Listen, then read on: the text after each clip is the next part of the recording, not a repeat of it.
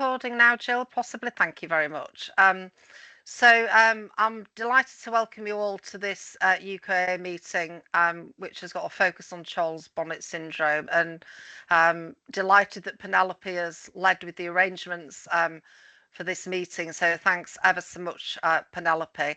I'm going to hand you over now to Penelope, who's going to be chairing this meeting. Thank you very much. Thank you very much, Alison, and welcome everybody, especially on taking the time out on such a lovely sunny afternoon, and hopefully that'll bode well for the rest of the weekend. I'm Penelope Stanford. I'm an ophthalmic nurse, and I work as senior lecturer at the University of Manchester. I'm very pleased to welcome you all to a discussion, as well as a presentation about a subject very close to a lot of our ophthalmic colleagues, a subject that's really close to our hearts, and it's about Charles Bonnet syndrome. And this is experienced by, or it's classified as visual hallucinations, and these are experienced by people with degrees of visual impairment, and it can affect anybody across the age continuum. And what is indicative about these hallucinations is that the visual only. They are not accompanied by any sound, and they're not indicative of any cognitive or psychiatric factors. However, I think from experience, find that healthcare practitioners are not really fully aware of the condition, and therefore this can impact on the support that we can give our patients who are experiencing these hallucinations. So we've got an interesting programme. I'm going to start off with talking about the ophthalmic nurse's perspective, but this is again about all health professionals, and because I'm an ophthalmic nurse, I can only speak from the nurse's point of view, but there'll be a lot of points that I raise that will be familiar and applicable to all of those working in the healthcare sector. I'm very pleased to also introduce Judith Potts, who's the founder of Esme's Umbrella, which is a charity dedicated to raising awareness about Charles Bonnet syndrome. And this then follows with Katharine Fisher, who's a PhD student at the University of Manchester, who's going to talk to us about some of her study, which is about preventing falls or in people with Charles Bonnet syndrome. What we would like to do is, if you have any questions about the particular presentation, please do raise your hand or put something in the chat, so the speaker can answer your questions at the end of the talk. But what we'd like to do is sort of generate some sort of discussion about things that the presenters have raised, ideas that you may have, challenges that you may have about supporting patients and people with Charles Bonnet syndrome. But particularly, I think what we're really concerned about, I know from my point of view as a nurse, is just raising awareness of Charles Bonnet syndrome. But again, please do we welcome your thoughts at the end of the session as well. So I shall now move on to the UKOA update and hand over to colleague Alison Beale. Thanks ever so much, Penelope. I'm really looking forward to the presentations. Just a little bit of housekeeping. If you don't mind, if you can keep your cameras on, it does help us to see who's sort of speaking and whose hands are up, etc. If you can pop yourself on mute unless you're speaking. As Penelope's already said, raise your virtual hand or use the chat box. The meeting is being recorded, and what we always do is we share the full recording of the meeting a link to that on the UKOA website, because what we find is that there's a lot of people who can't necessarily make these calls but are still really, really interested in the presentation. So we do get a lot of people who access the recording after the meeting as well.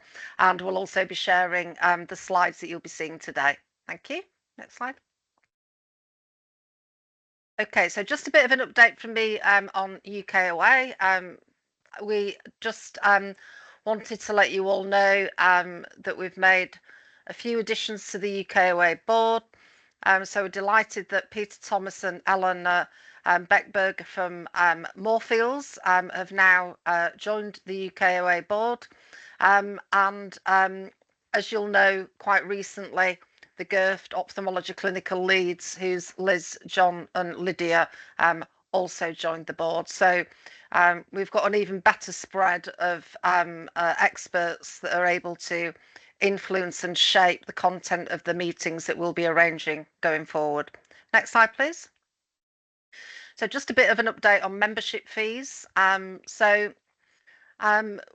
As we say at most of these meetings, is we do struggle to get all our members to make their membership payments, which is sitting at £800 a year per organisation now. That allows your organisation to send as many people as you want to any of our meetings.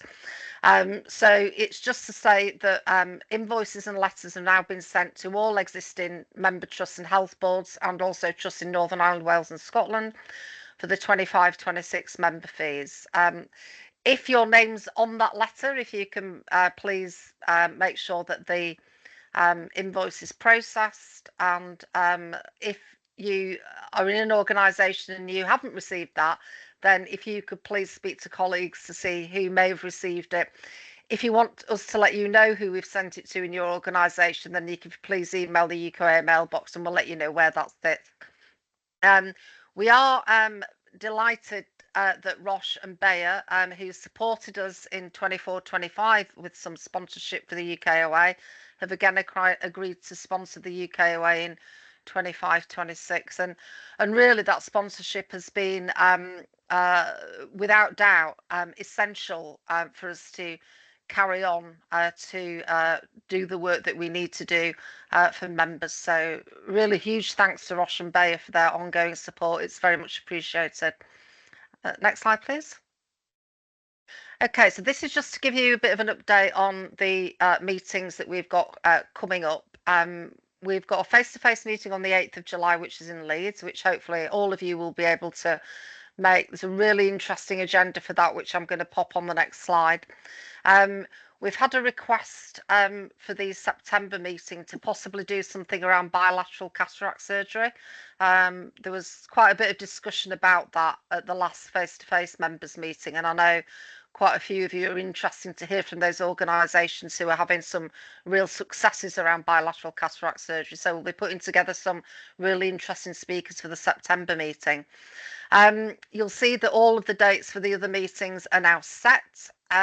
What we need from you is ideas for things that you would like us to pull together for some of those meetings. So if I can ask all of you, please, to pop in the chat box any subject at all that you think would be a really good topic for us to present at one of our meetings, or equally, if in your organisation there are some innovative things that you think members would like to hear about, then also please pop that in the chat box, and without doubt we will be in touch to try and get that on one of our upcoming agendas.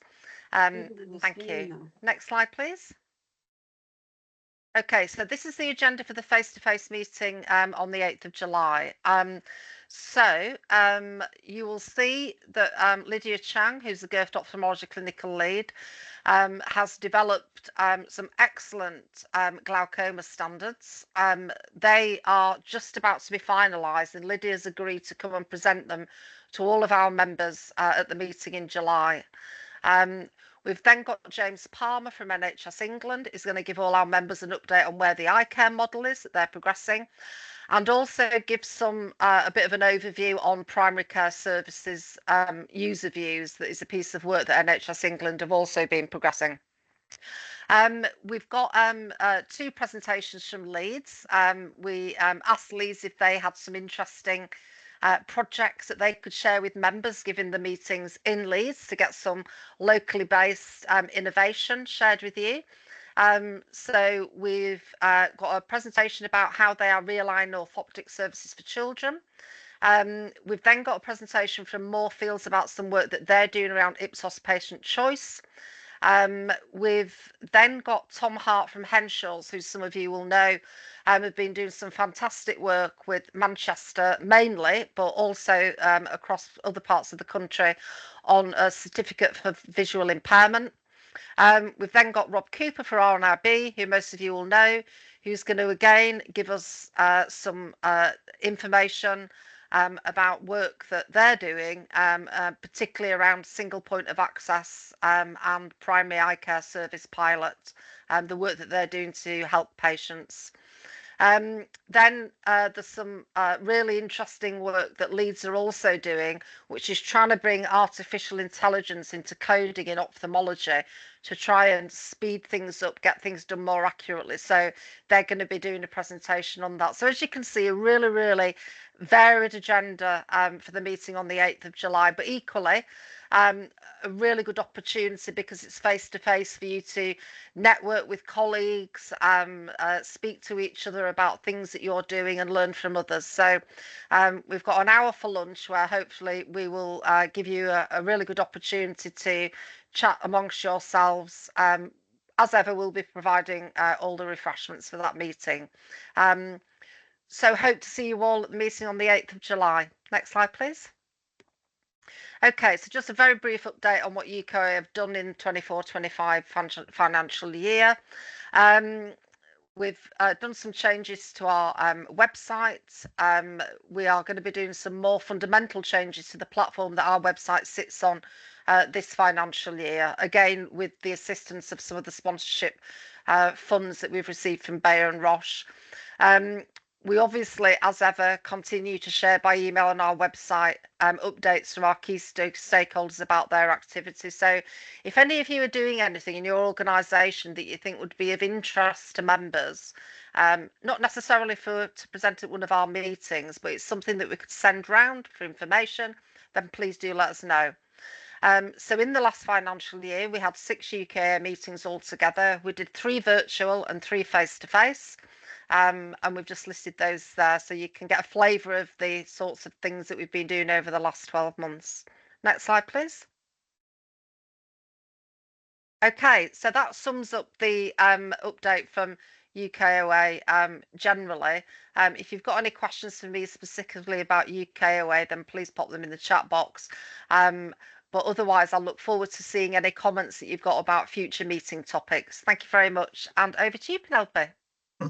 Thank you very much, Alison, and yeah, and thank you very much for the UKOA for putting on these updates and sessions, and it's great that the work that you do to be able to help share practice and inform our ophthalmic care. So I'm just going to start now with giving you an oversight about Charles Bonnet syndrome. And the title there is the role of the ophthalmic nurse in patient care. And as I said before, it's mainly, I am an ophthalmic nurse, so I can only speak from the ophthalmic nursing point of view. But I'm really setting the scene for our next speakers, Judith Potts and Katharine Fisher, because I'm just giving you sort of some ideas, some things to think about, and Judith and Katharine are going to elaborate on some really important points in respect of people with Charles Bonnet syndrome. So Charles Bonnet syndrome was first recognised in the 1700s by Charles Bonnet, who I think was a Swiss philosopher, and he noticed his grandfather, who become increasingly visually impaired, experiencing hallucinations. And I think it's quite ironic in a way that this condition has been known about for so long, but today in 2025 we're talking about how we can raise awareness, how we can support people who are experiencing these hallucinations. However, the aims of the session, if you can just change the slide, please. Just talking a little bit about the person's experience of Charles Bonnet syndrome and how we can apply some of these ideas or these thoughts to our practice, and what contribution raising awareness of CBS might make to supporting patient care. So if we can have the next slide, please. I sound very very scientific when I say next slide, but so very briefly about the pathology of Charles Bonnet syndrome.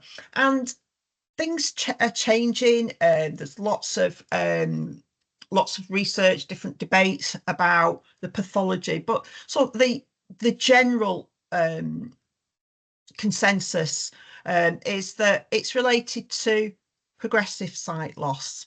And within that trajectory of sight loss, the retinal messages to the visual cortex will either slow down or stop. And as a result, the brain fires up its own images. It creates its own images. It creates its own ideas of what the brain is seeing and what the person is seeing. So it's this disconnect between the visual perception and the sensory input. So next slide, please. So the World Health Organization has classified Charles Bonnet syndrome, and this is an important point because it means that we have some definitions for looking at public health, collecting data, etc. And we have to thank Judith Potts for her determination in getting the World Health Organization to make this classification. And they refer to Charles Bonnet syndrome as visual release hallucinations. And it's that experience. So that experience, I think, makes us think about, well, it's individual. It's according to that person. So we can't have a blanket approach to what a person feels or person is experiencing visually. Now, one of the things, and I've highlighted there that Judith is really could not change, but will do hopefully in the future, is that who only wanted to describe CBS as temporary. And we know as research progresses and our experience and our knowledge of the patient's perceptions that this is not necessarily the case. That's why I've just highlighted that point there. So we can go on to the next slide, please. So the prevalence of Charles Bonnet syndrome, again, although we've got the World Health Organization classification and the collection of data hopefully will improve because of that. The figures are sort of variable, but here's some of the key ones that I found. That globally, we think that there's about 239 million individuals with sight loss, but only is not the right word, but you know, a good proportion of that, according to Subhi there, have CBS.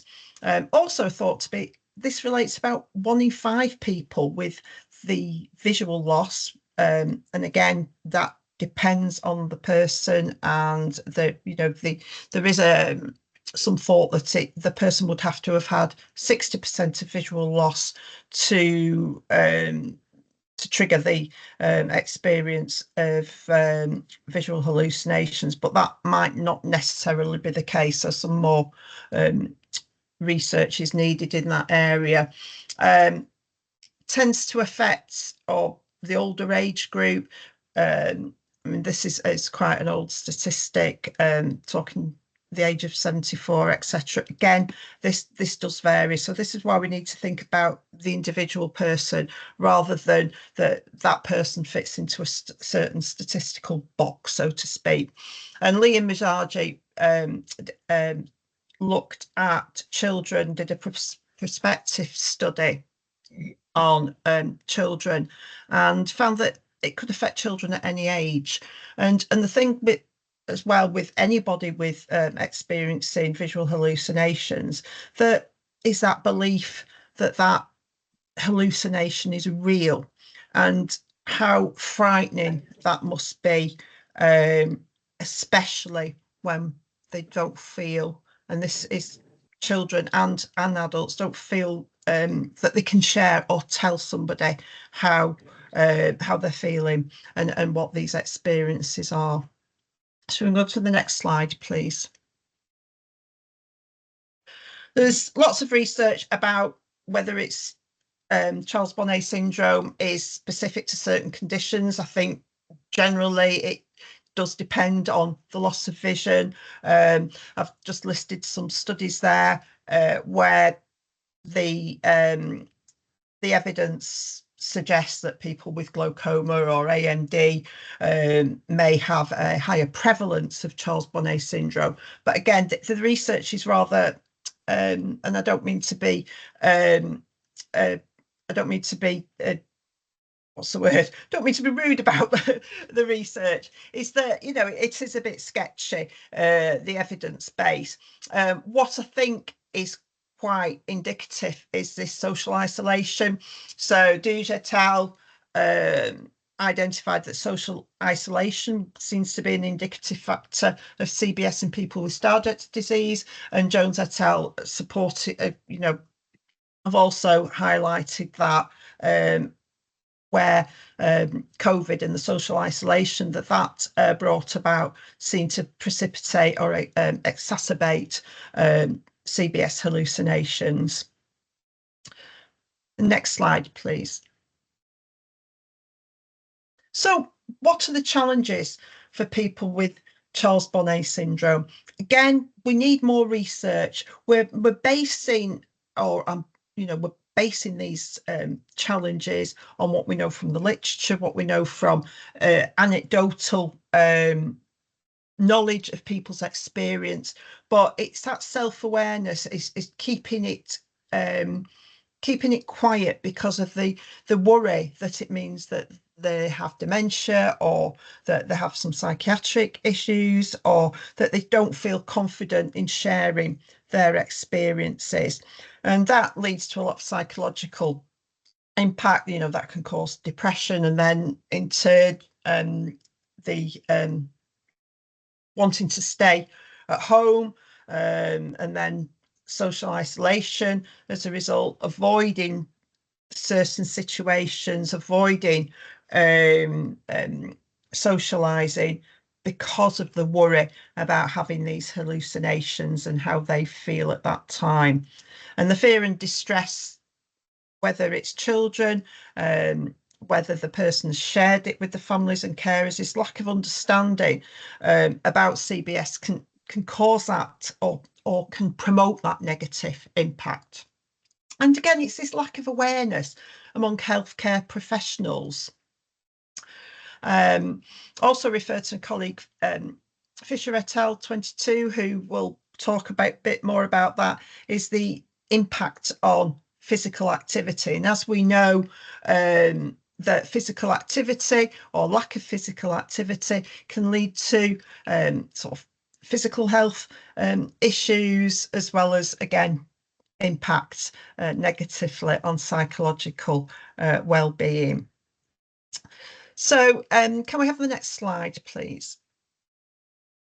So what is the role of the ophthalmic nurse? And it's a role of all of us. I would say that CBS is everybody's business. It's everybody's business, whatever profession, whatever walk of life somebody's in, is to be aware of this condition. And one of the things is about eye health and public health knowledge about eye health per se, that needs addressing throughout the UK and globally, is creating this awareness of Charles Bonnet syndrome, so that we can, particularly in the patient situation, is that we can acknowledge that we need to be compassionate, caring, be able to communicate with our patients. And it's about having that interaction, and that therapeutic approach will help nurture this understanding. As nurses, we're very we're not task orientated. We're educated to look at the person as a whole, and we need to think about how that those hallucinations have an impact on somebody's daily living activities, eating, drinking, and of course, if somebody's experiences hallucinations, particularly associated with food, that can also mean that they're not eating, drinking as they should.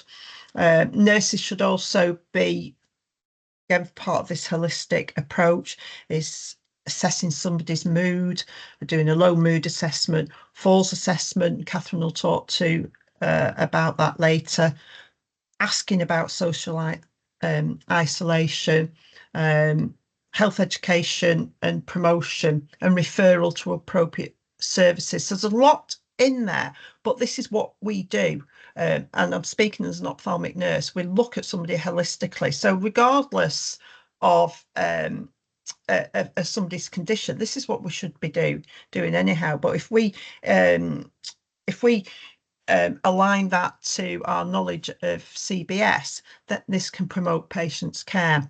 And I always highlight this point. This is an NHS advice from that's from 2016, but still, this is what we do. We make every contact count. So whether it's a brief contact, it doesn't have to be a sit down hour-long session about educating, for example. It's making every contact count and reflecting on how, as practitioners, we can do that effectively for people with CBS. So have the next slide, please. So as an ophthalmic nurse, and ophthalmic nurses, we're very privileged to have Judith come and talk to us about Charles Bonnet syndrome. I lead the ophthalmic courses at the ophthalmic nursing courses at the University of Manchester, and Judith will come and talk to my students about Charles Bonnet syndrome. And I have to say that these are qualified nurses that are doing additional education in ophthalmic nursing. Some have not heard of Charles Bonnet syndrome, and these, this is again something. It's not their fault. It's like, well, you don't know what you need to know. So to date, I think we've Judith has supported, I think, 105 of my students in this form of education, and very kindly provides a certificate, which is they can put in the portfolio for revalidation, and also a badge that they're able to wear depending on what's allowed in the trust, to which is that infographic there, is to try and initiate that conversation about Charles Bonnet syndrome. Maybe a family member will say, oh, what's that badge or whatever, but I'm seeing this as a very positive thing, that we can inform, share and educate my ophthalmic nurse students anyhow. So I have, very grateful to Judith and Esme's umbrella for doing that. Have the next slide, please. So just finally, just to finish off, cute animal picture. This is Eliza, and Judith will tell you a little bit more about medical detection dogs, but this is Eliza. She's a medical dog detection CBS in training, and she's a lovely little dog, but she is a working dog, and Judith will be able to update us on where she's up to in her CBS awareness training. But thank you very much for listening. Some references at the end which you can pick up off the recording. So without further ado, I would like now to introduce Judith Potts. And as I've said, Judith Potts is integral to the Charles Bonnet syndrome awareness, and I think, if you remind me, you've just recently won an award as well. Because of your work, I'm sure you'll just tell us what that award is. But I think we've got to be very thankful as a profession to Judith, and I obviously would like to thank her as well, and thank you very much for talking to us today about Charles Bonnet syndrome. So over to you, Judith. Thank you, Penelope, very much. Well, I'm delighted to be here, and I see all sorts of names that I don't know, so that's really good. So I have a whole new audience out there today. You're very kind. Yes, I did. I won a Times Sternberg Active Life Award for their 6 given every year, apparently. I didn't know anything about it until it happened, to people who've done something very significant over the age of 70. And I'm going to be 76 on Sunday, so I qualified. I was actually described as the spring chicken of the bunch because I was the youngest. And it's a long time since anyone's called me a spring chicken. Anyway, back to Charles Bonnet syndrome and Esme's umbrella. Well, I get asked 2 questions. The first one is, why did you choose an umbrella logo? Well, when I discovered about this condition and decided to do something to raise awareness, I wanted a logo which would shelter everyone who develops this very disturbing condition. And the second question is, who's Esme? Well, Esme was my mother. And it was her experience of Charles Bonnet syndrome at a time when nobody was talking about it, nobody seemed to know anything about it, that finally drove me to do something. Esme was in her early 90s. She lived on her own, a very independent life. She cooked for herself, looked after herself, completed correctly the Telegraph cryptic crossword every day, which is certainly more than I can do, and on the whole seemed to be fine. Until one day I was just leaving her flat and she said to me, I do wish these people would get off my sofa. Well, of course, there was nobody sitting on her sofa. And while I took a deep breath, wondering what on earth I was going to say next, she said, and there's a child dressed in Edwardian costume that follows me everywhere, and a hideous gargoyle-like creature that jumps from table to chair, and sometimes the whole room or garden morphs into an alien place. And she described finding herself in the middle of an Edwardian funeral procession. Well, of course, I had absolutely no idea what on earth could be wrong with her. I knew she had glaucoma, but in those days I knew nothing at all about sight loss, and didn't, of course, realize how much sight she'd actually lost. There's no doubt that the word dementia was hanging in the air between her and me, but I remembered that cryptic crossword and I thought, well, she can't possibly have dementia. So I said, well, are you all right if I go? And she said, yes, I call them my visions. And at that moment in her life, she was putting up with them. So I went home, and with the most enormous piece of luck, that very day I read, buried in the health pages of a newspaper, a tiny paragraph about a condition which developed when someone was losing some sight, and it was called Charles Bonnet syndrome. And I thought, well, that's exactly what she has. So I called her, said, don't worry, I'll speak to the ophthalmologist tomorrow. And that is where it all went wrong, because her ophthalmologist refused to discuss Charles Bonnet syndrome, to the extent that he sent a junior doctor to her next eye appointment with strict instructions not to answer my questions. The GP said, well, she's got dementia. I said, no, she really hasn't. And we left it there. The optometrist, never heard of it. So I did what we're always told not to do. I went online and I found Professor Dominic Fitch at King's College London.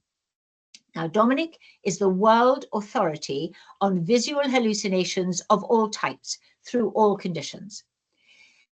I was writing a health column for the Telegraph at the time, which was actually all about cancer after a diagnosis I'd had. But I thought, I have to write about this, and I want to know if this is what she's got. So I went to see him, and he immediately said, yes, this is what your mum has. And I said, well, what do we do? And he said, well, she's quite frail. I think at her age, nothing. We have no CBS specific medication. Indeed, we still don't. So he explained, as Penelope has explained to you, and stressed the fact this is not a mental health condition. In those days, he talked about losing over 60% of sight. But again, as Penelope has said, now we are not so sure about that. We think that every single person is different, and so the amount of sight lost will be different with each person. So I said, right, and what kind of hallucinations do people see? And he said, anything and everything. So I went back to my desk and I wrote the world's first column about Charles-Bonnet syndrome, and I was completely inundated with emails from all over the world, from people who wanted more information, which I didn't have at the time, who were just relieved to discover it wasn't a mental health condition, or who wanted to tell me their stories. And spool on a few years after my mum, Esme, had died, and CBS stayed with her for the rest of her life and literally began to drive her mad. So spool on those years, and I received, having continued to write about CBS, I received an email from a professor at a university in New York who told me the story of her mother, who had been admitted to a dementia unit, despite the fact that the family kept saying she's totally sane. The doctor said, no, she has dementia. She is hallucinating worms and slugs on her food and in her drink. We have to put her away. Unfortunately, nobody, clearly not the doctor, nobody in the unit knew about CBS. No one reassured her. She stopped eating and drinking and died. And that was the final straw. So in 2015, Professor Dominic Fitch and I launched Esme's Umbrella in memory of my mum at the House of Commons with 3 aims. The first one, to raise awareness through everybody, through healthcare professionals as well as through the general public, to work ways of helping people to cope, to support them, and thirdly, to inspire research. Well, the awareness has worked quite well. I think that initially I used to get emails from family members or even the person themselves saying, I've just realized what I've got, nobody told me. Now I get emails saying, I've just been diagnosed with Charles-Bonnet syndrome, what do I do? Because although they diagnose, that's as far as it all goes. They don't tell them what to do. So I'm pleased that it's got that far. The healthcare professionals are certainly getting a bit better. The Royal College of Ophthalmologists asked me to speak at one of their very grand events, and I hope that helped. I think most ophthalmologists now do know about CBS. The tranche of doctors who don't know are GPs. So on my website, there is a letter which can be downloaded and signed and taken into your GP's practice. I'd be enormously grateful if you could do that. And just to educate them so that when the patient goes in and explains it themselves, the GP isn't dismissive. Because the people who see really hideous things, and there are quite a few of those, CBS is very difficult to bear. I have spoken to people, in fact, just the other day, I spoke to the son of someone who had tried to commit suicide because she simply could not live with what she was seeing any longer. So the GPs do need to know. So any help will be very, very gratefully received. So I've continued to write and to speak at every possible event and in every possible publication, including some of the clinical journals. And that has been very good. We had 8 episodes in Coronation Street. I worked with the scriptwriters a few years ago, and that was fascinating. We had a character with multiple sclerosis who developed CBS. And in the 3 days following the episode in which the diagnosis was revealed, the RNIB and I were contacted by 1,800 people. So we were obviously doing something right. A similar thing happened after the episode in Doc Martin. This is obviously the way forward. So EastEnders, Casualty are also on my list, and I hope we can get something into there. The support began actually rather well because we had local low vision charities offering Esme Room support groups. And this is where people with CBS could go, take their families or friends, and they could, in a safe place where they were believed, they could talk to each other, exchange their experiences, share their coping strategies. And then along came COVID. So they all had to close. Within 1 week of lockdown, it became very obvious that people with CBS were having a particularly difficult time. As Penelope said, the isolation, the stress, and the fever we already knew about. The isolation and stress, we were sort of getting there, but we didn't absolutely know. That was making it far worse for people. And the reason was that they were isolated, so they weren't doing anything. And we now know that you have to keep the brain active. The brain needs to be active, but the mind needs to be calm. Not too calm, because CBS jumps into action if it's too calm. But those two things go together, which of course people tell me is completely impossible to do. But if you can get even halfway there, the visual hallucinations are slightly easier to control. There is still no CBS medication. So I thought, well, I've got to do something here. So we created, with some of the low vision charities, Esme's Friends groups online or on the telephone. And they disappeared a little bit because some of the charities simply couldn't afford to do them, but they are growing again now. And people tell me that they are a lifeline because they have somewhere to go, somewhere they can talk to their peers, people who believe them. It doesn't matter what they see, they can talk about it. And we know that being able to do that is hugely helpful. As Penelope said, from the time that Charles Bonnet documented his grandfather's experience in 1760, all through those nearly 300 years, the reason that doctors thought it was only a condition of the elderly is that it was incredibly rare, that people only saw beautiful things and it all went away after 18 months, was that people were so terrified, and they still are, that what they have developed was some kind of mental health condition that they told nobody. And I always think of those wonderful Dickens novels where there's always some mad old woman in the corner waving an umbrella. I don't think she was mad at all. I think she probably had Charles Bonnet syndrome. So now we need to make sure that everybody knows about it. Other ways of support, I have a website on which all this information is available. I am always happy to talk to anybody, which I do, probably at least once a day, if not twice a day, to somebody.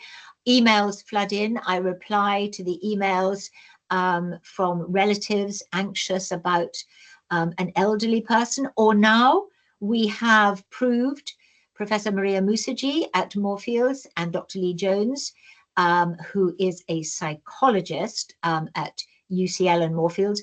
They have proved that children, in the same way as adults, which is something I have said from the beginning, but I'm very pleased at long last, the ophthalmologists who look after children, the pediatric ones, actually now have agreed to talk to the children. And we discovered that there were 13 children at Moorfields and Great Ormond Street hospitals who had talked about seeing things that weren't there. This had been noted in the child's hospital notes, but nothing had been done. Nobody's spoken to the children, nothing. Now we have asked them to take this a step further, and we hope that this will happen. We know from Professor Musiji and Dr. Jones's research that what children see is mostly, not always, but mostly at bedtime, and that's because they're tired. And that's another thing that makes CBS worse, tiredness. So they see hideous creatures' faces, or they see bugs on the bed. One boy who's had this for 4 years, who's in the middle of his A-levels, told us that he sees at the end of his bed a face rising up to just under the eyes, and these two eyes stare at him, which must be the most terrifying thing. He must have been about 14 when this developed. but very much younger children also now get this. And it's very hard for the family because it means that a trusted adult has to go into the bedroom with the child and stay there to comfort the child until the child falls asleep, which puts a huge burden on the family if there are other children, or on the family in general.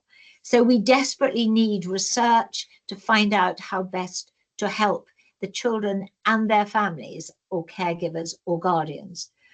So that, I think, is terribly important and an amazing step forward. And I would just also like to say that the research, and Katharine will be talking about hers, so I'm not going to tread on there, but the research that's happening here in the UK is the only research in the whole world. And I am very proud to say that I kicked everybody into doing it. And I hope to kick a lot more people into doing it, because without the research, we will never have any hope of getting a big pharma to fund medication of some kind. So apart from isolation, stress, fever, what else makes CVS worse? Well, we know that medication taken from other conditions also makes it worse. And the worst one is a proton pump inhibitor, or the family, I think they call it, of proton pump inhibitors, called, one is called omeprazole. The reason it makes it worse is that it has the side effect of visual hallucinations, which isn't, I don't think, on the piece of paper that comes with the medication. So if you have a patient and you discover they're on omeprazole, please ask for an alternative. And if that alternative works and the hallucinations calm down slightly, please could you report it to the yellow card scheme, because I do want as many of these medications reported so that the patient knows what they're in for, because obviously they're getting a double whammy of visual hallucinations. And when that happens, what they see is much more frightening. And that's what happened during COVID. They had many more episodes, and what they saw was much, much more frightening. So how do we deal with this? Well, at the moment, the only medication that works, and I have to keep stressing for some people, is medication used for epilepsy and for dementia. It doesn't mean the patient has got either of those conditions. It's just that, and you can tell I'm not a doctor because I can't explain it in medical language, but it sort of works. It calms the firing cells. Apart from that, we have coping strategies, which is just using another part of the brain to switch off the cells that are firing. So these coping strategies I've gathered, they're on my website, and they're anything from clicking your fingers, clapping your hands, walking up and down, changing the lighting. Professor Fitch has given me an eye exercise that works for some people.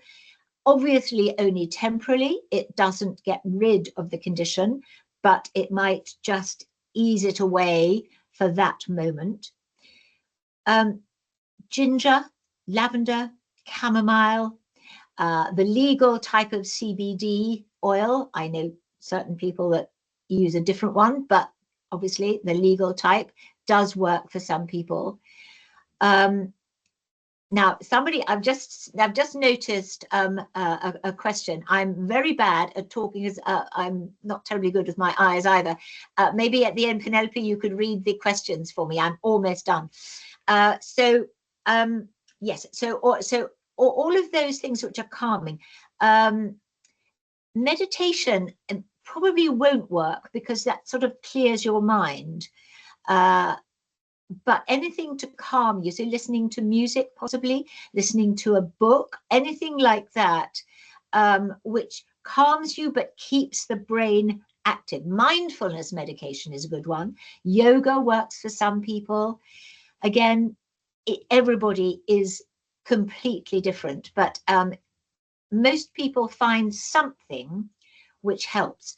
Now, that is if you get sporadic episodes. If you have it all the time, that is different. And then you do have to learn your own method of coping. People do have it all the time, every waking hour, and then if they wake during the night, it comes back. There is some research I'm hoping to find out what is different. There was a tiny piece of research which discovered that the brains of people with sight loss and Charles-Bonnet syndrome were more excitable than the brains of people with sight loss only and no Charles-Bonnet syndrome. What we don't know is whether those brains were always more excitable or whether the CBS has made them more excitable.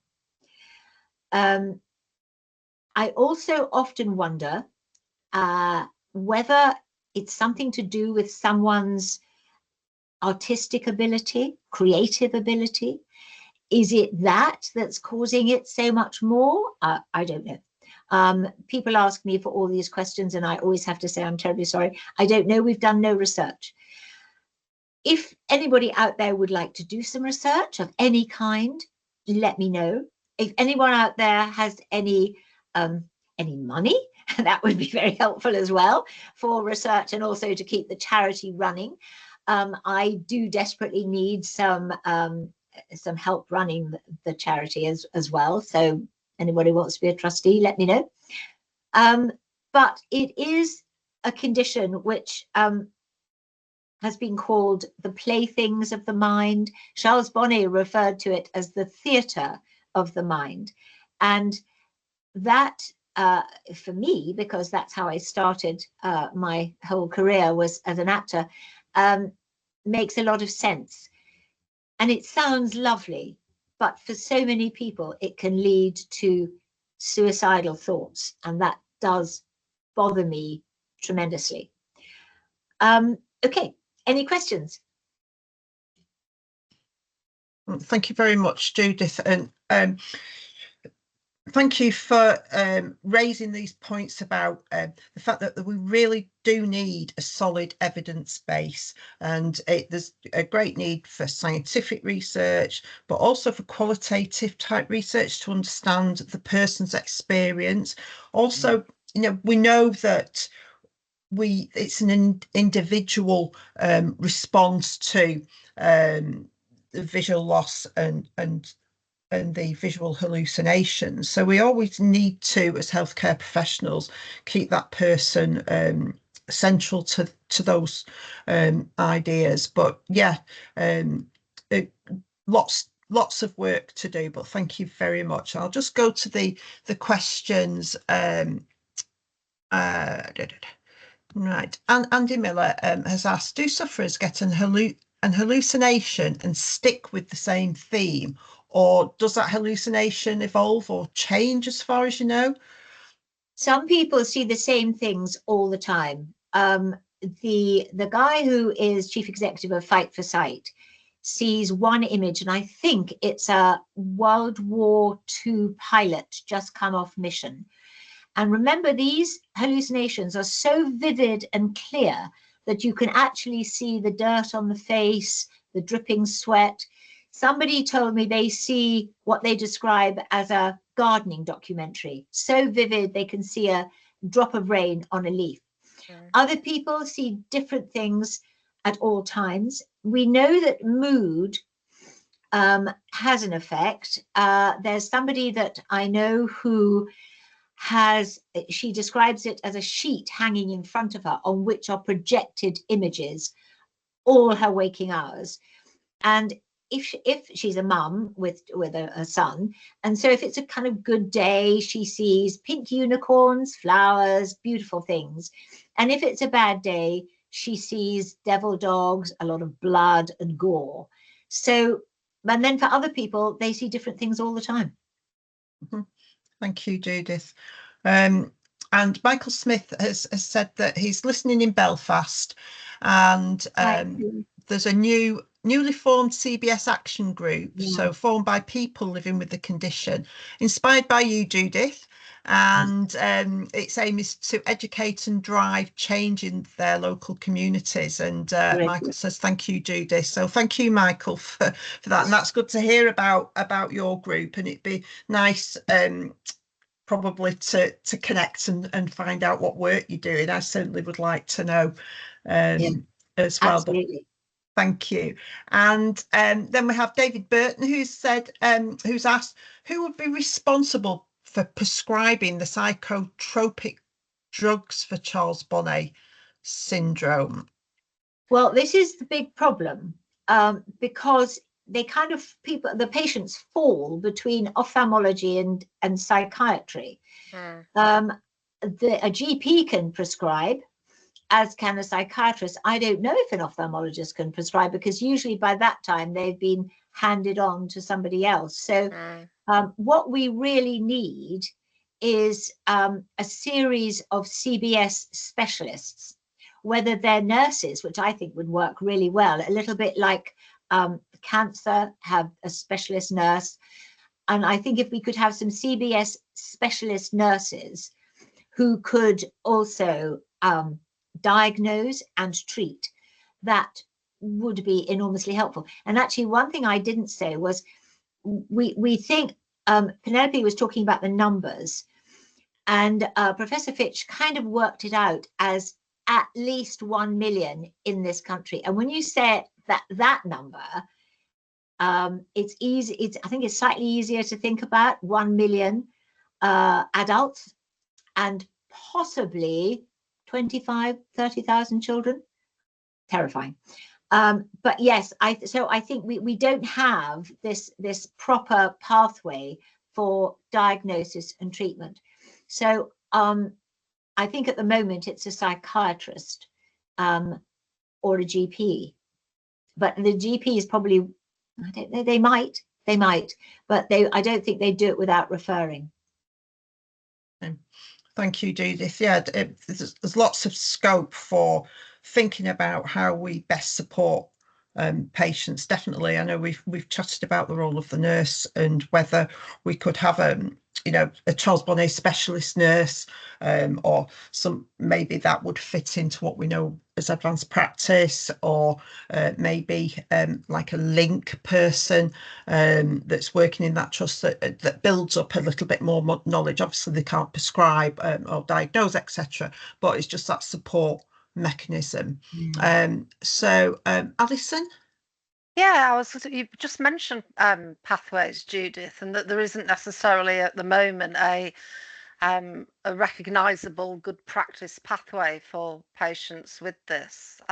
Is that something that's been considered? I'm just sort of thinking out loud and wondering whether or not we could try and help you pull together any clinicians to start really planning that out, and looking then at, are there examples where patients have had a really good experience and the pathway has been spot on, so that we could look at some of those and possibly come up with where good practice has happened, that we try and encourage that to happen elsewhere. It was just a thought. Yeah, no, any help would be very gratefully received. I think Professor Musaji is developing what she described as a flow chart. Now, you might know what that means. I don't think I really know what that means. But it's just a question of kind of getting it out there. I think the good experiences are when somebody, and it could be an optometrist actually, who says, look, this is what you've got Charles Bonnet syndrome, and this is what you do. But what happens on the whole, I'm afraid to say, with some of the ophthalmologists, is they say, oh yeah, it's Charles Bonnet syndrome, don't worry about it. Or they say, I should go home and take more water with it. Apparently one of them told one of my people I was speaking to the other day. So we need everybody to say the same thing. Yes, that's exactly right. Exactly. We need everybody to say, this is Charles Bonnet syndrome. This is what's caused it. This is, and signpost to Esme's umbrella. They've got all the information to help you through until we, and really those drugs for epilepsy and dementia, Dominic Fitch was explaining to me that he when he was a clinician, he stopped now, he's retired, but he said he only gave those if the person was finding that what they were seeing was just too horrific to be able to manage. But the trouble is, when you take those, you then kind of go, you lose all your energy. And Absolutely. so he hated, he didn't like giving it. He preferred to try and find a way of managing it. And talking about it does help. So there's a film actually on my website called Aspectum, which has been professionally made, and it's about two people who live with CBS. One I've already mentioned, who has it every waking hour, and the other, who developed it at age 4, told nobody basically, except a 7-year-old friend who fought the monsters with him, but told nobody until he was 48 and discovered me, called me, we talked about it, and I said, no, definitely, he sees horrible, horrific faces. And I said, I hope the family are being supportive. And he said, I've never told anybody, not even my wife. He has now. And so life is so much easier because he can say to her, I'm having a really bad day and I just need to sit on my own, or whatever it is he says. So we just, yes, we do. So basically, that's a long way around saying yes, please. Well, I mean, we'll definitely keep in touch, Judith. I'll perhaps have a separate call with you to see what we might be able to do as a UKOA to help get the message out. Whether or not it's, emailing our considerable mailing list of clinicians, nurses, managers, etc. across the UK, and giving them a little bit more information about this, and also a link to your website possibly. But let's get in touch after the meeting today and see what else we can do to help you. That would be fantastic, because it's not just the sight conditions, it's from stroke, it's from MS and the whole diabetes, brain injury, aneurysms, all of this is now coming. I do spend quite a lot of time at the stroke hospitals talking to the staff at their invitation. Yeah, thank you, and thanks, Alison. And I think a national pathway would be a way forward, and I think that'd be great. And thanks for the UKOA for offering that. And just to note that Judith has got Charles Bonnet syndrome mentioned in the RNIB eye care support pathway, and also have a tick box on the CVI CVI, certificate of visual impairment. So not, there's a way forward, there's a lot to do still, but sort of chipping away at it. But thank you for that. And I just take one last question from Pardip. Yeah, hi, it'd be a quick one. I think you've answered. Thank you, Judith. That was amazing. And I totally agree. I think we need some more education, especially in ophthalmology departments. I mean, I work at Hillingdon. We've got an ECLO, but I don't think we've got enough information. I will go to your website and print out what I can and have it in the clinic. We have booklets. We have booklets, general booklets. We have booklets for children. We have booklets for teachers and parents. And on the website, you'll find also our 90-second animated film for the children, where we've taken the umbrella and given it a smile and eyes. And definitely, it's for the small children. So and I just realized I didn't in our waiting room. Sorry, it's worth. We've got screens. In the waiting room. When you've got pediatric clinics and adults, it's just educating parents you can take them off the website. Yeah, perfect. Thank you so much. And if you want booklets, just email me. And I'll get them sent to you. And I just realized I never talked about little Eliza. Oh. I'll let Katharine do that. Okay. Yeah. Okay. And thanks to Jay in the chat. Yeah. Just a reminder about the valuable role of the ECLO in signposting and the emotional support, but of people with CBS. But we need to know about it first. We need to get those conversations going as well. But thank you, Jay. So thank you for all your questions. I'll just move on now to Katharine Fisher, who's a PhD student at the University of Manchester, is going to talk a little bit about her research about Charles Bonnet syndrome and falls. Thank you, Katharine. All right, thank you, Penelope and Judith. So I'm Katharine Fisher, and I'm studying at the University of Manchester, specifically looking at Charles Bonnet Syndrome and falls. My supervisors are Professor Emma Stanmore and Professor Caroline Sanders, both based at the University of Manchester. So how did this research come about? Well, as Judith mentioned, during COVID-19, Esme's Umbrella received an unprecedented number of calls from people saying that their symptoms have become more frequent, they're experiencing distressing content, but people were also saying that the visual hallucinations were causing them to fall. So Esme's Umbrella wanted to understand why and what was happening for people, why were people falling? And because they also wanted to know how best to advise people to help reduce the risk of falls.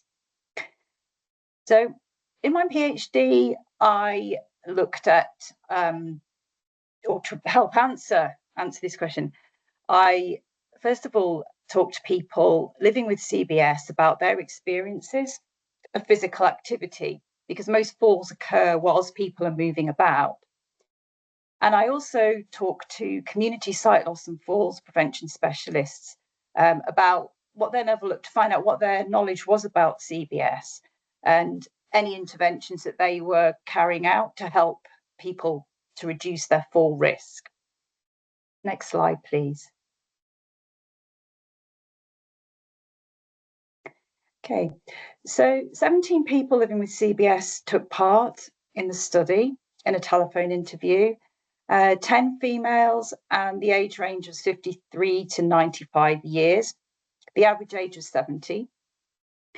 Most people either had age-related macular degeneration or had multiple ocular pathologies. 13 out of the 17 people that took part were actually registered or certified as sight or severely sight impaired. Most people had a formal diagnosis of CBS, and also just to point out, or just draw your attention to the fact that 12 people had experienced CBS for 3 years or more, suggesting that this was a long-term condition, not just a transient condition. So next slide, please. 12 professionals took part in the study. We had 2 eye clinic liaison officers, because they represent the bridge between clinical environment and the community. They've got links with the community as well. Had 7 rehabilitation officers, visual impairment, and 3 falls prevention specialists, which included occupational therapists and physiotherapists. Next slide, please. When I analysed the interview data, I generated 3 themes. The first theme was finding out about CBS, a psychological journey. And this sort of spanned pre to immediately post CBS diagnosis and highlighted the psychological impacts that CBS can have on an individual. The second theme was coping with CBS, the challenges of everyday life. And this looked at the everyday experience of CBS, in particular how it can affect mobility and increase fall risk. Theme 3 was reflecting on CBS, understanding and managing symptoms. So I talked to people about, or people told me about their understandings about the nature of CBS, the sort of the content that they're experiencing, and also talked about triggers or factors that might trigger a CBS episode and strategies that people use to manage their symptoms. So today I'm going to focus on theme 2. Next slide, please. The first sub-theme in theme 2 is CBS can hinder mobility. So recognisable content such as people or animals could cause a behavioural response. So people, if they saw a static hallucination in their pathway ahead, started to plan how to move around and avoid what they saw. So the top quote was somebody who was in a park and she saw a cat in front of her. She walked up to it, got really close, started to step over it, and then looked down, and there wasn't anything there. Static hallucinations that suddenly appeared directly in front of somebody cause people to stop suddenly. or move aside in avoidance. So a couple of quotes here. One person said every time he went outside, he was faced with a brick wall. And somebody else was walking in a hospital corridor, and he had figures, real figures and hallucinated figures moving towards him. So he was actually moving aside for no reason. He said he was like zigzagging up the corridor. So when hallucinations, dynamic hallucinations flew into somebody's personal space, people reacted, automatic reaction to try and protect themselves. It's similar to the fight or flight response, and people couldn't override this. So, especially in public, a number of people expressed feeling embarrassed because they were behaving in a way and they wondered how it would be interpreted by other people. Also, the hallucinations could be distracting, and they could obscure surroundings, which cause disorientation while people were moving about in their home or outdoors. And this could knock people's confidence. Next slide, please. The second sub-theme was CBS, falls and concern about falling. People gave examples about when CBS actually directly caused a fall. And this could be because the hallucinations were distracting, or during a whole scene change, real hazards could be obscured. So it's an example here of somebody who used to work on the railways, who's in his bathroom, and he just couldn't tell where he was because he thought he was on a station platform, and that resulted in him falling. Another person who also experienced called panoramic or whole scene hallucinations also highlighted that there's just no question of assessing the dangers when this happens. Hallucinations that suddenly appear and cause somebody to react could also result in a fall. And one person who jumped out of the way of a tree that suddenly appeared in front of them ended up falling, lost their balance and fell. Concern about falling was also an issue, and this could the hallucinations, because they could be distracting, people were cautious, and even people that didn't have particularly intrusive symptoms still felt wary. And sometimes this hallucination itself could cause a sensation, which made somebody feel more susceptible to falls. So there's a quote here from somebody who felt like they were walking up in the air, and that if they moved, they were just going to drop to the ground. And this person needed a sighted guide at all times, while even just moving around the home.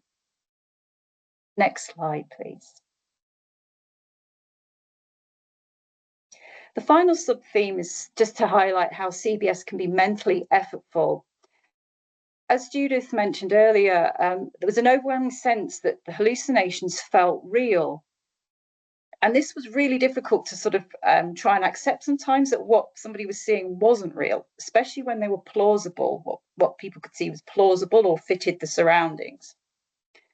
And as someone here says, one quote, it can take a bit of time sometimes to realise that what somebody's seeing actually isn't there. So some people described a process of reality monitoring, whereby they started to recognise signs that the hallucinations were not real, but this wasn't always immediate. Again, going back to the example of the hospital corridor, when the person who saw real figures and hallucinated figures started to notice that hallucinated figures didn't behave in the same way. Their mouths didn't move, and they sort of moved towards him, this person, rather than moving in avoidance. So the behaviour wasn't right, didn't fit how somebody would normally behave. When navigating the environment outside or walking outdoors, people mentioned that having hallucinations and sight loss could be mentally exhausting. And this was a particular issue for people using a long cane, who were having to interpret tactile information, environmental information, as well as having to cope with concurrent CBS. So it could be really, really exhausting experience. Next slide, please. So I'm now going to just talk about how eye clinics can help to support people with CBS, because if we're talking about falls prevention, effective CBS management is key to falls prevention. Because if we can reduce experience of CBS, or the impacts of CBS, hopefully that will have a positive impact on fall, reducing fall risk. So I'm going to just talk about a few suggestions for eye clinics, just to help clinics fulfill both the consensus framework for managing complex hallucinations and also actions in the UK eye care support pathway that's mentioned earlier. The first step is being forewarned is forearmed. This is a quote from one of the ECLOs or eye clinic liaison officers that took part in the study. And this is really important because helping people to be emotionally prepared for CBS before the onset of their symptoms can offer psychological protection. Because again, this was mentioned earlier, people's automatic response was that they would get developing dementia or psychosis. And I think the stigma surrounding visual hallucinations also contributed to these fears. So in eye clinics, publicize CBS, I think showing posters or leaflets, just so people are aware about CBS. But also, I think it's important for family and friends who may be accompanying patients to be able to see this information as well, because the PhD and the literature both show that friends and family are often the first person or trusted person that somebody will tell about their symptoms. I think the ECLO role is, eye clinic liaison officer's role is really important as well. And yeah, I think referring to the ECLO, or ECLOs can help to talk to patients about CBS, but they can also, the ECLOs at Park in the PhD also conducted some outreach work and targeted groups in the community that may be at risk of more risk of sight loss and CBS. So they did some awareness raising as well, which I think is really important. Next slide, please. The next step for eye clinics is carrying out CBS screening and identifying negative outcome CBS. I think it's really important to perhaps reframe CBS as a normal part of sight loss for some people, and not as an afterthought or something, oh, maybe we'll mention or not. I think, you know, proactive case finding and not reactive is important. Many PhD participants, in fact, I think all of them said that they had to raise their symptoms. They were not asked about CBS.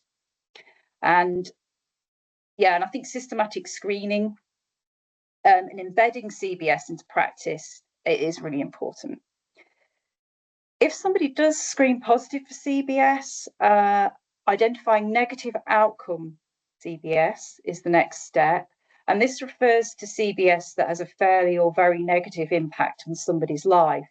And these are the people that are probably going to need the most support and perhaps signposting for further input once they've been identified.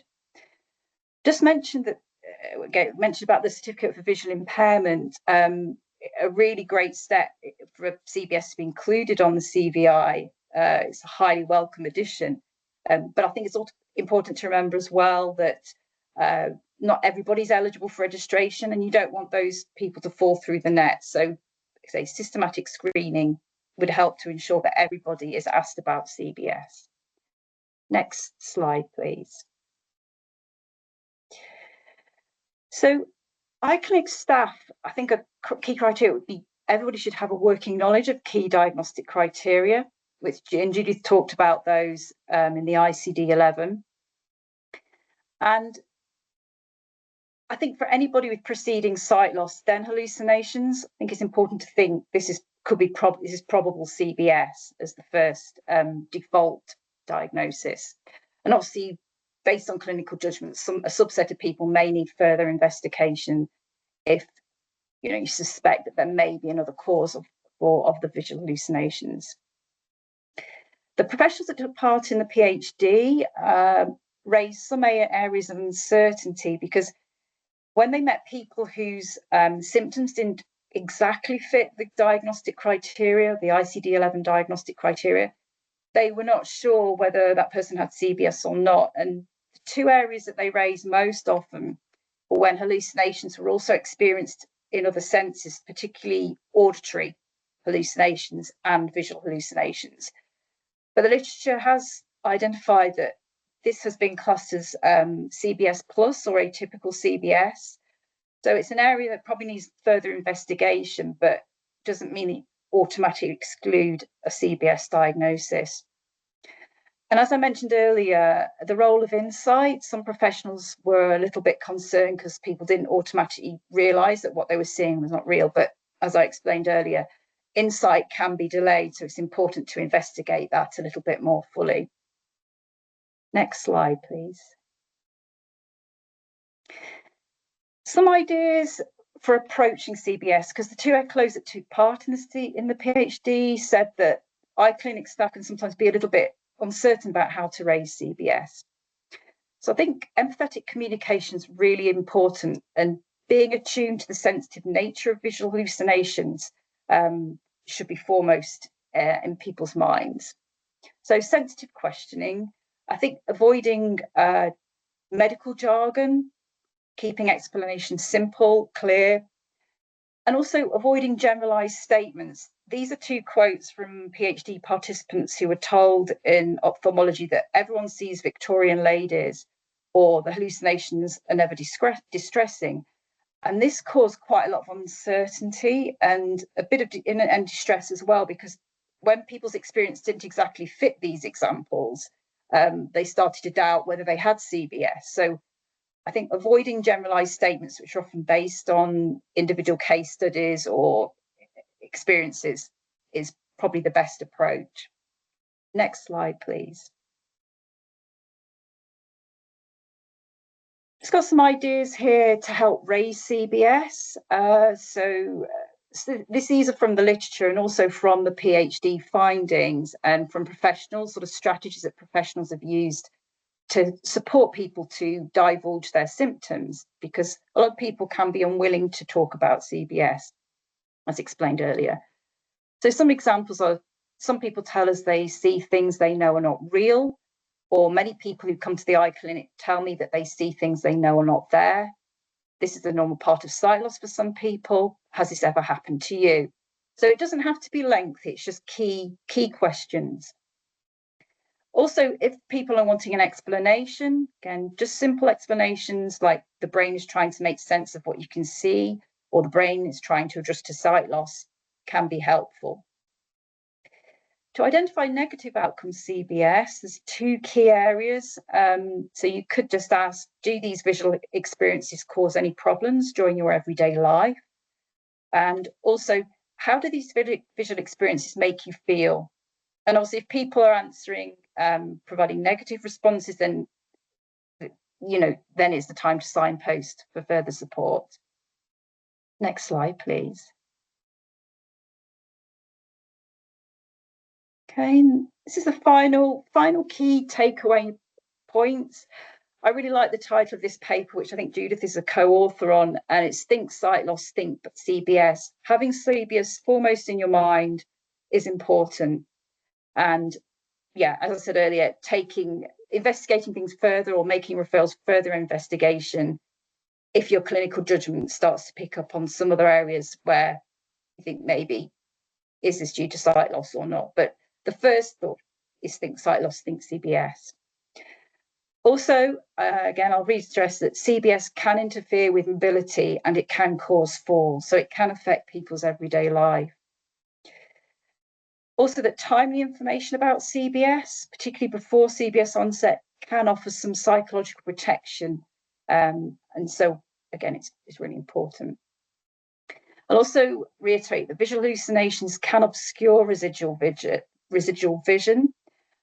One eye clinic liaison officer in the study, who was also a low vision specialist, highlighted that when she was trying to carry out visual assessments, the person she was working with was unable to see the assessments because the hallucinations were obscuring her vision. So again, that's another reason why our clinics probably need to find out whether somebody's experiencing CBS or not. CBS training is important for all eye clinic staff. And final point, people with negative outcome may need additional support. So signposting maybe to an ECLO if you've got somebody in post, or nominating a CBS champion in the eye clinic, such as an ophthalmic nurse who's able to spend a bit of time to talking to people. Rehabilitation officers, vision impairment in the community, can visit people in their own home and have got more time to explore and problem solve triggers and solutions. But again, level of knowledge amongst all sight loss professionals varies. So again, I think training is an important area that still needs to be addressed for professional qualifications. So, next slide, please. And I've just put some references together. So if anybody's interested in reading a little bit more, there's a couple of great, especially the Carpenter et al. Literature reviews, a really useful source. And there's another couple of studies there who also used qualitative methods to explore CBS experiences. Okay, thank you. Thank you very much, Katharine. And that was really interesting. Again, it's great to hear about the lived experience of people with CBS, but also the professionals that are supporting people as well. And thank you for that, and for giving us some thought about how we can improve our own practice. It is something that I hope that we'll be able to discuss a little bit later, after the questions about your presentation. So if anybody got any questions for Katharine?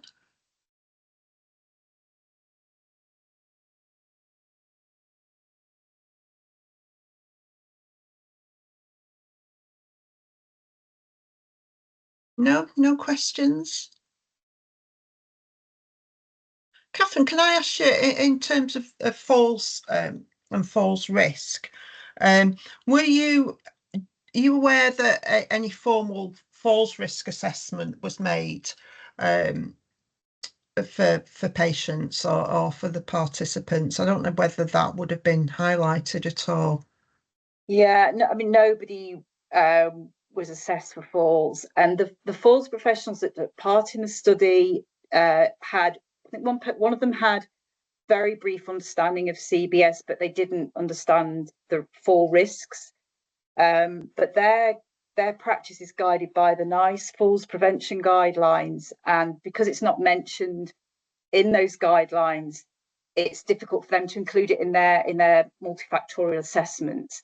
But all three professionals would welcome the addition in the vision part of their assessment to ask about CBS. They just didn't feel they had enough knowledge as well. Again, training and awareness raising, particularly during professional training, does seem to be lacking, unfortunately. Yes. As a nurse, I'm an educator. I can see those gaps as well. But yeah, again, something just shows how CBS is encroaches on other aspects of patient care, and that's why falls risk assessments are really important, not only for people with CBS but for people with a visual impairment, because there's lots of evidence to suggest that are higher risk than people that have not got a visual impairment. Thank you. So any questions? Any more questions?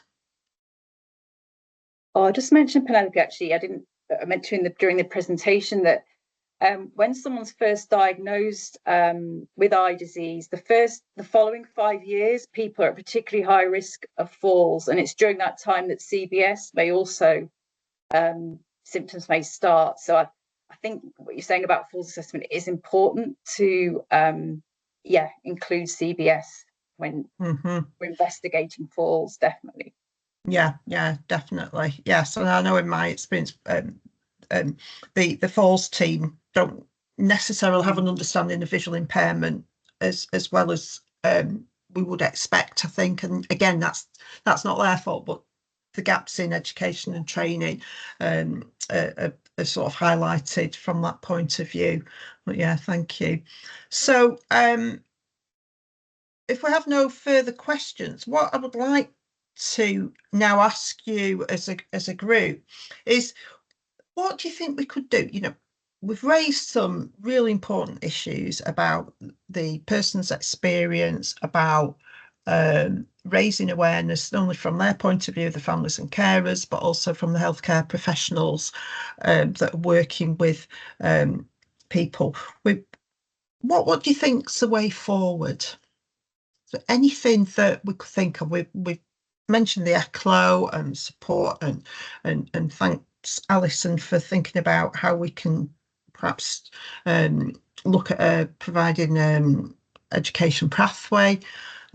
Is there anything else that you think we could do to promote best practice for people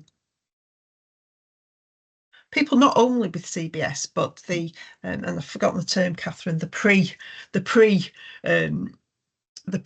CBS as well, which I think really is something that again needs highlighting.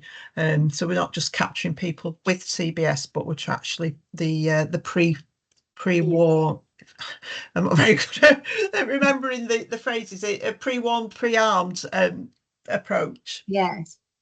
Can I just say that Professor Fitch has also proved that if someone is given the warning about CBS before that first hallucination appears, the outcome is so much better. And that would, I think, apply to the parents of a child in the same way, because obviously you wouldn't want to talk directly, I don't think, to the child. I don't know. And I think it's because when that first hallucination appears, they know that they say, oh, yes, I was told about this. They don't think I'm developing some horrible condition, therefore I'm just going to keep quiet. Mm. Mm.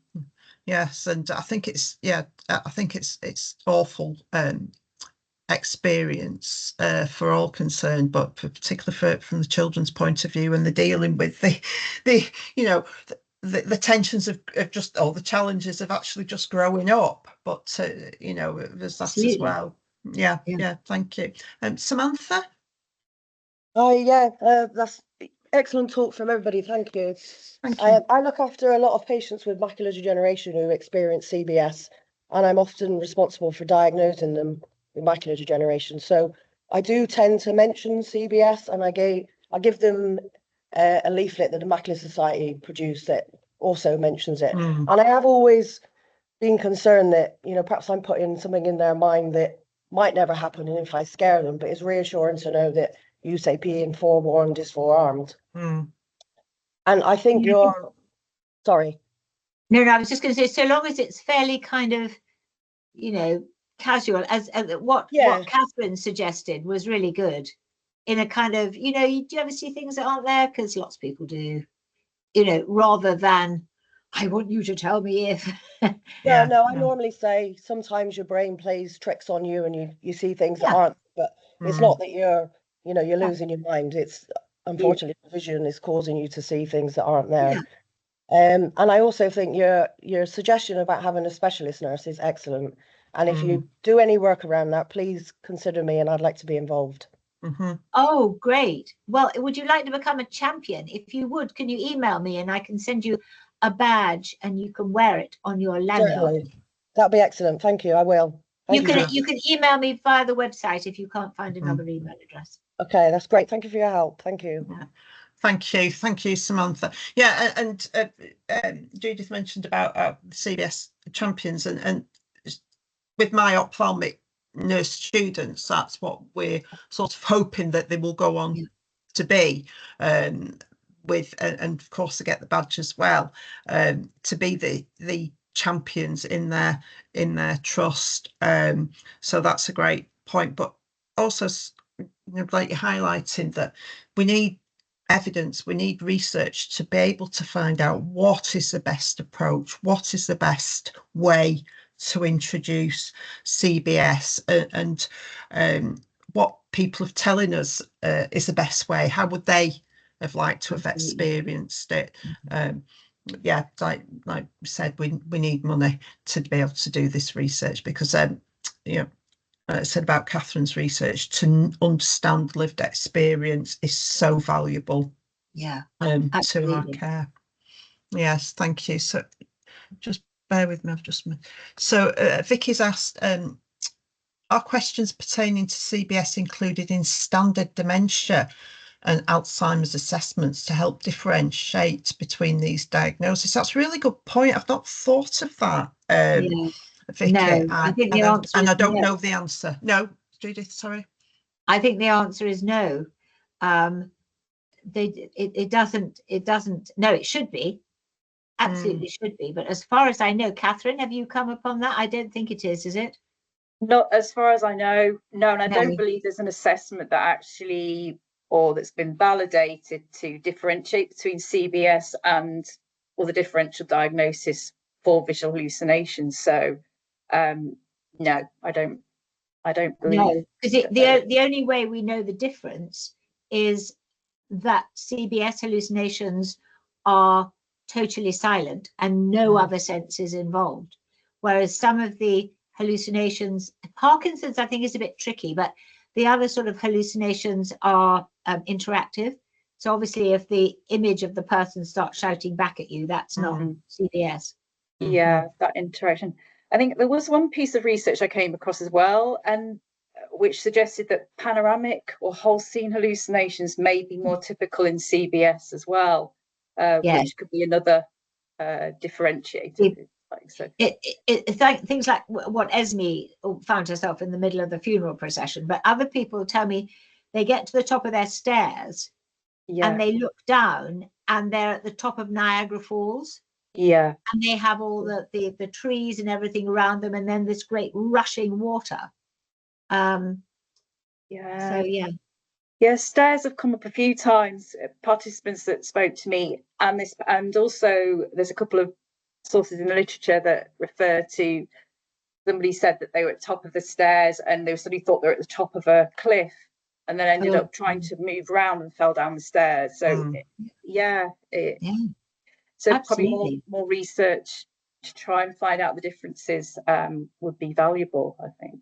Yeah, definitely. I've known people that have fallen trying to step over hallucinations, such as one person was seeing a lot of gremlins, and they sort of knew they weren't there, but wanted to step over them because there wasn't quite that belief that they were hallucinations, and then they fell, and of course then there's the risk of fractures and the sort of effect on the person. And when you think about the potential impact on NHS resources of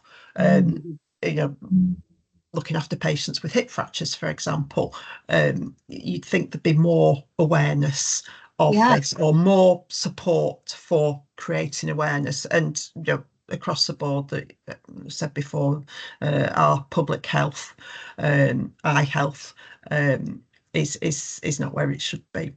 Alison? Yeah, I was just interested in, and Judith, you may know this from your experience with Esme, and Katharine, I'm not sure whether, is that how do people respond when they are given a diagnosis of CBS and they may have alternatively previously been on a dementia pathway? Is it reassuring to them or not? It is reassuring. Yeah.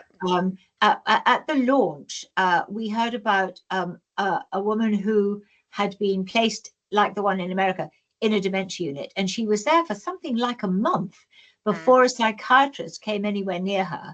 And when the psychiatrist did, he or she said, oh, well, there's nothing wrong with you, you've got Bonnet Syndrome, off you go.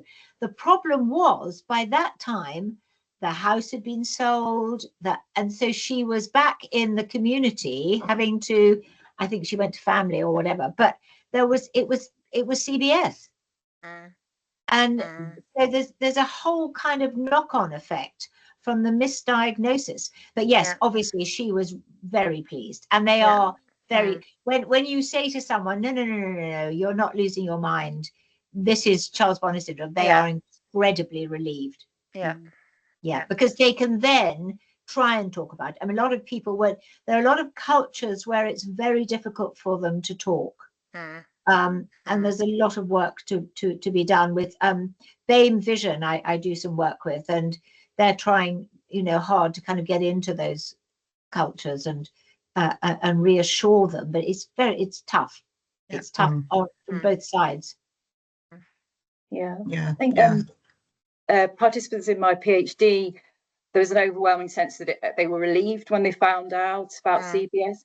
And for some people, not everybody, but for some people, it allowed them to dismiss their symptoms and were more able to dismiss and to carry on with their lives.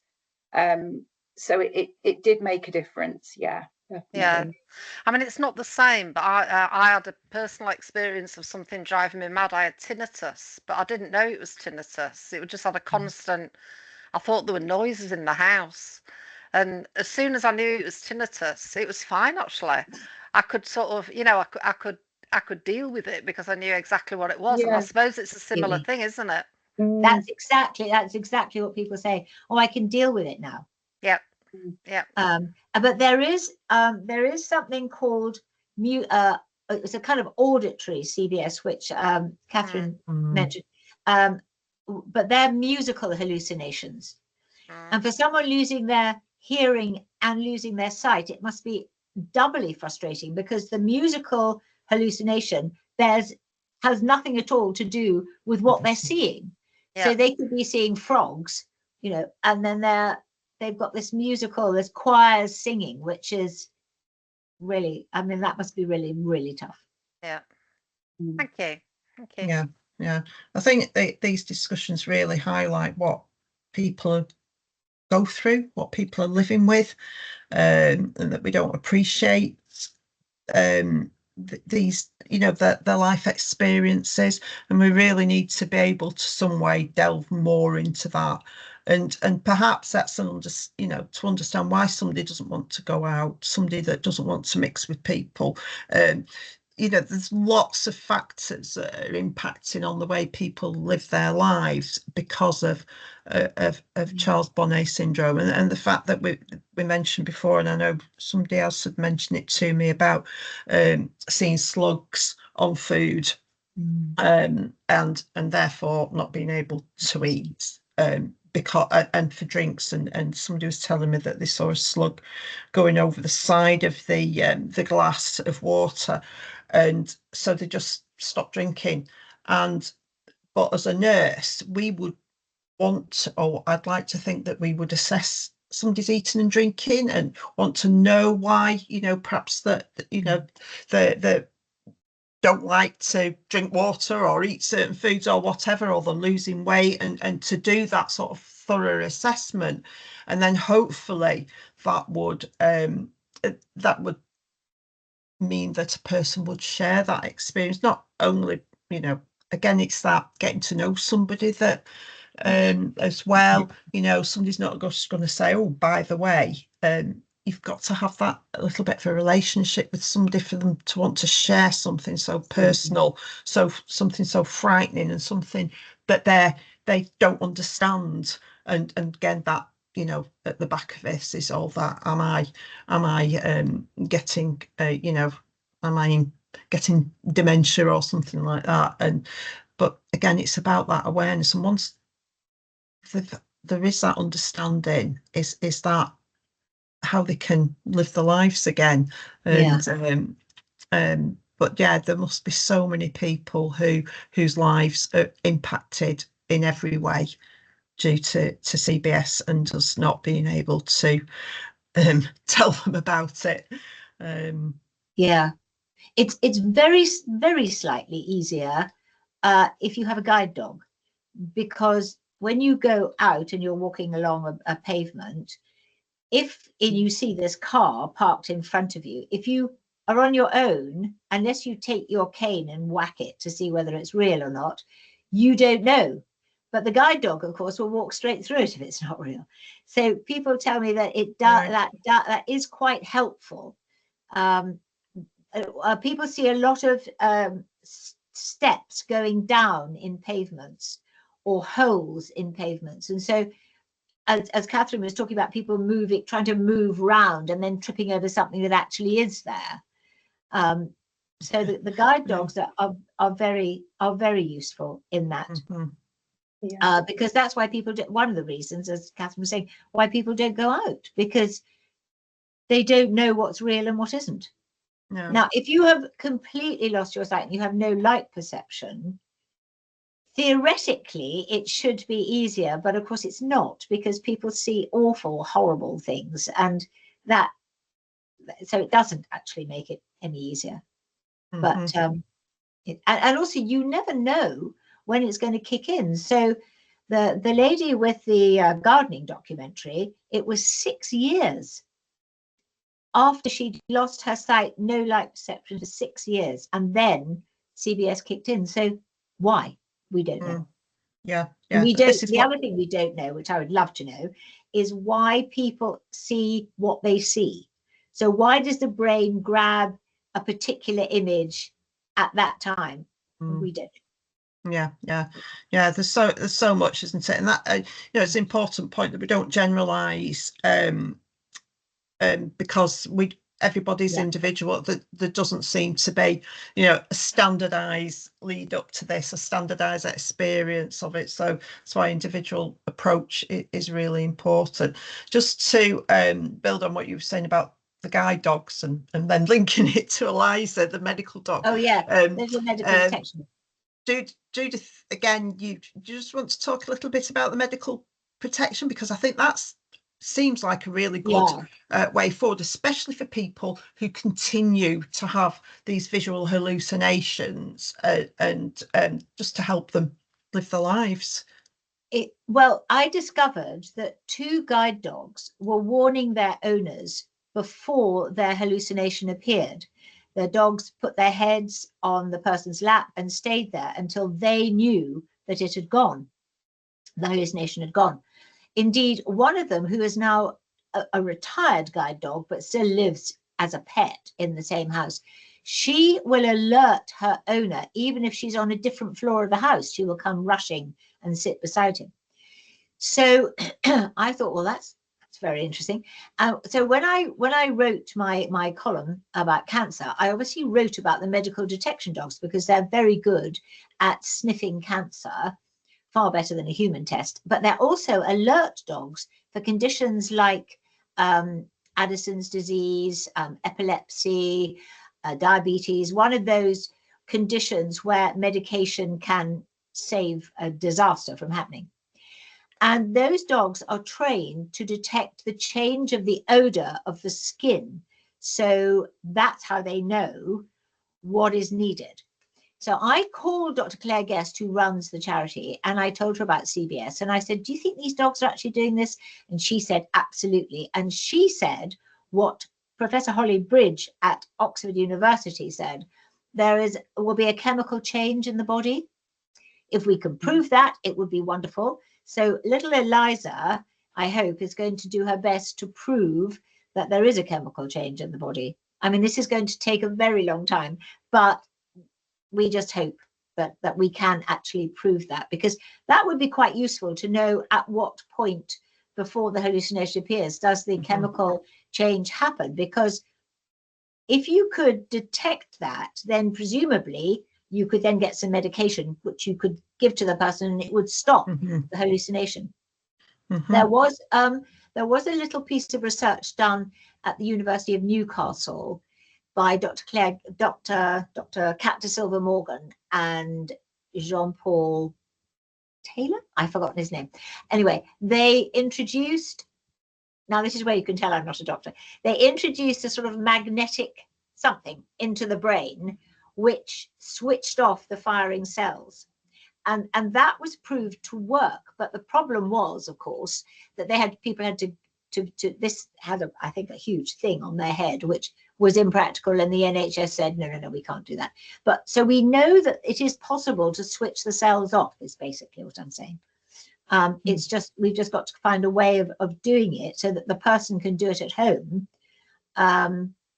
safely, and the NHS will provide the equipment. But as I can't get the NHS to do anything else, I don't think that sort of equipment is going to be provided. But the NHS does have a duty of care to the 1 million at least community plus the children, and they're not at the moment doing anything at all. So we are having to do it for them. So, you know, with your help, that will be really, really wonderful, because I've tried and tried to get, I think it's all changed, the commissioners. I tried the commissioners and they didn't seem to understand CBS, and they said, no, it was all impossible. And but we really do have to do this.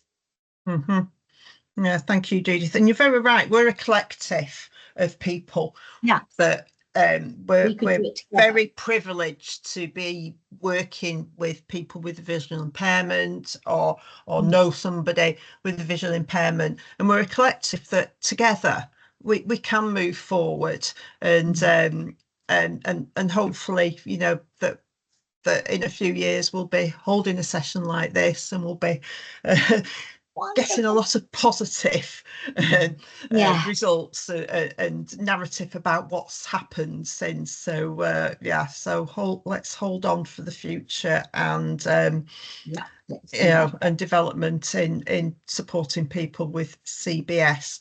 So unless there are any other questions, we're nearing the close of the meeting. I'll just check if there's any other questions or any points anybody wants to raise. Nope, can't see anything. So that leaves me just to thank Judith and Katharine. Thank you so much for being here today, and for telling us about your work in regards to Charles Bonnet syndrome, and thank you so much. And I do hope, good luck, Katharine, with defending your thesis, and I do hope that that we can work together at some point to be able to improve things for the future. And I also like to thank Jill, Heather and Alison, the UKOA, for doing all the background organisation, very much appreciated. And just a final slide there. Thank you very much for attending, and thank you all of you for your input as well, for the questions that you've asked, and I hope that you will be able to share what you've learned with colleagues too. We do hope to see you in person at our next meeting on the 8th of July in Leeds, and you will probably have had the invite at some point. If not, please do contact the UKOA, and then you can confirm your attendance and make sure we buy enough cakes, basically. But yeah, it looks a really good programme, so I hope to see you then. Thank you, and thank you, Penelope, for organising the session and suggesting to us that it would be a really good topic. I found it extremely inspiring, and we'll be in touch, Judith, to see what else we can do to actually support you going forward. Thank you. Thank you all. See you soon, hopefully. Bye-bye. Bye-bye. Thank you. Bye-bye. Bye.